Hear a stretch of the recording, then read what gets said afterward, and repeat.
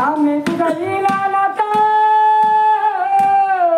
तू तो मता ज्येष्ठ व्रात तुझे आम्ही सदा सनात आम्ही कृतकार्यात तुझे प्रभू रामचंद्र भगवान की जय.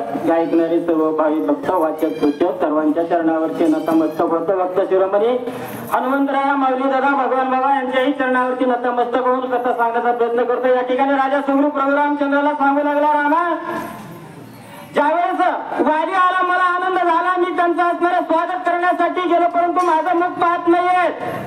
त्यावेळेस मी हात जोडून वारी दादाला विनंती केली, दादा आम्ही असणारे तुझे पूर नव्हतं, त्यामुळे आम्ही अनाथ होतो.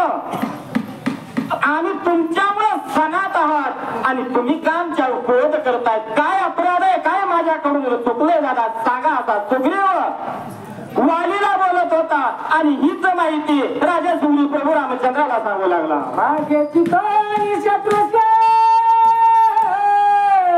सभाग्य भागे येते आलास परम भागे भेटलास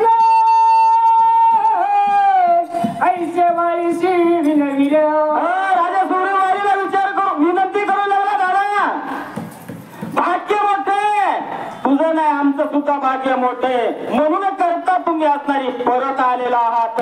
तुमच्यामुळे आम्ही सणात आहोत. तुमच्यामुळेच असणारी किसकिंदा नगरी सुखी आहे. दादा मी पुन्हा पुन्हा वालीला विनंती करीत होतो, रामा ऐकोल माझे वचन वाली क्रोधे हरक नयनाय कठीण बोलला दारुण हृदयपण सांगोने. मी विनंती करत होतो, दादाची विनंती करत होतो, पाया पडत होतो, हात जोडून उभं होतो, परंतु वाली दादाला मात्र त्या ठिकाणी जीव आली नाही. कठीण असणारे शब्द मला बोलले. काय बोलले?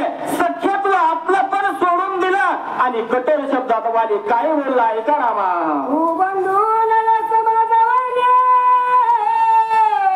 वैर केले बहुता परी तुझ्या वैराची बरोबरी चळवा दे. वाली बोलू लागला, रामा वालीला मला असणारी निर्वसना केली. वाली म्हणू लागला, अरे तू असणारा सूरदयाच्या गोष्टी करू लागलेला आहेस, परंतु तू असणारा दुष्ट आहेस, कपटी आहेस.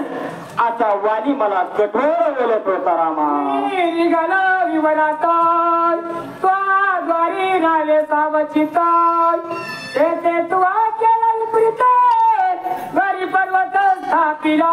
वाली सांगू लागला, सुग्रीव शिवकन्याताई मुंडे ज्यावेळेस मी या मायासुराबरोबर युद्ध करण्यासाठी पाताळात गेलो त्यावेळेस तुला असणारे या बिळावरती रक्षण करण्यासाठी सांगितलं होतं सुग्रीवा, परंतु मी बिळामध्ये गेलो आणि तू असणाऱ्या त्या ठिकाणी मोठा पर्वत आड लावलास आणि त्या ठिकाणी या किष्किंधेचं राज्य भोगलं.